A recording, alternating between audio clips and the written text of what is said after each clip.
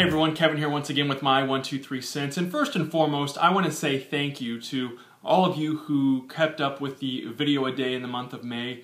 It's now June 1st and I've decided to keep going. I probably won't post every day, but I have gotten into the habit of uploading videos, and I enjoy the fact that you guys are watching and commenting and clicking the like button, so I appreciate that. Thank you very much. It means a lot to me. I want to talk today about TNA Impact Wrestling. Thursday, May 31st was their re-debut of going live. They went live back in 2010 it was, for a brief period of time, and now they're back on Thursday nights in the 7 o'clock Central Time Zone until 9 o'clock, which is also coincidentally the same time that From the Rafters Radio is on. I encourage you to DVR Impact and listen to From the Rafters Radio, but if you can't listen live, you can always listen online as well. Okay, cheap plug out of the way. Now I want to talk about this show, and I haven't watched all of it. I did watch parts of it. And first of all, I want to say congratulations for at least making the decision to go live. It takes a lot of work to put on a wrestling show, especially one on a national scale. So I commend TNA for once again getting into the live arena. I think it will help them in some aspects as far as the spoilers that get out online, and people seem to read those and want those and become critical of the product. So I think it'll help in that respect. But it's not going to substitute for good storytelling, good story writing, and of course good wrestling. So we'll see kind of where things go. My criticisms now, and unfortunately this is probably going to be more critical than it is complimentary of the product. I don't understand the whole hiring of Brooke Hogan. I mean, I get why she's there. I just don't see, from a wrestling fan's perspective, number one, why there needs to be an executive in charge of the Knockouts division. It makes no sense to me, but it is what it is. This whole nepotism thing, and it happens in the WWE too. I'm not just being critical of TNA or Hulk Hogan or Brooke Hogan. It happened with the McMahons. It's happened in other cases where the son or daughter is clearly there just because of their last name, and this is another case with Brooke Hogan. Secondly, the Bobby Roode Sting match opened the show, which was great. Sting going over, I question that.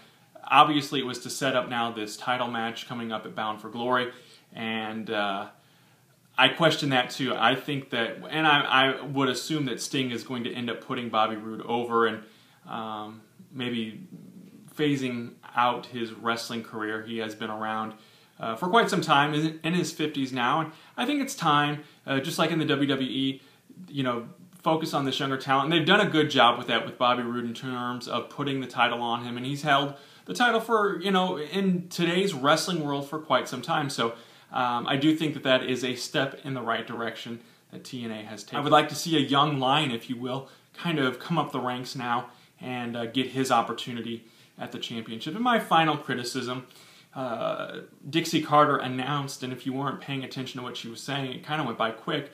Apparently there's going to be a TNA Hall of Fame, and I'm not sure exactly where they're going with it. They said they're going to announce the first inductee, I don't know, at Slammiversary, so I don't know if this is going to be something like the WWE's Hall of Fame where they put somebody in, a handful of guys every year, and gals for that matter.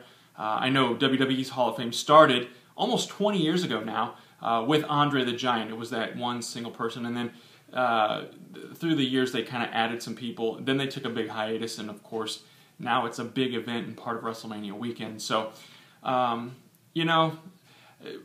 gut instinct is TNA is doing this clearly to keep up with the McMahons, to keep up with the WWE, because the WWE does it, so we've got to do it. We've got, Brock Lesnar in the WWE, so we're going to hire, gosh, and his name just slipped me, it's King something, and I apologize, the MMA fighter. So, where does it end? Why not form your own identity and focus more on that and developing? And we're going to talk more about this in the coming weeks. It's been 10 years that TNA has been around, or almost 10 years, as well as Chikara and ROH. We're going to look at how these companies have progressed. And TNA really still needs to get out of that WWE has it, so we got to have it too mentality, in my opinion.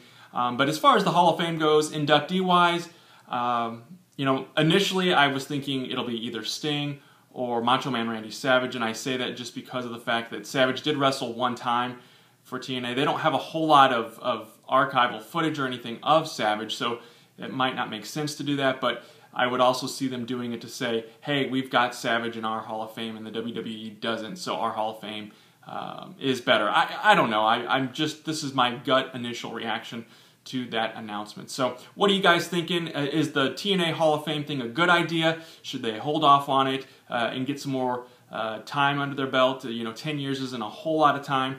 We'll see how it goes and keep an eye on things. And as always, thanks for watching, and don't forget to subscribe.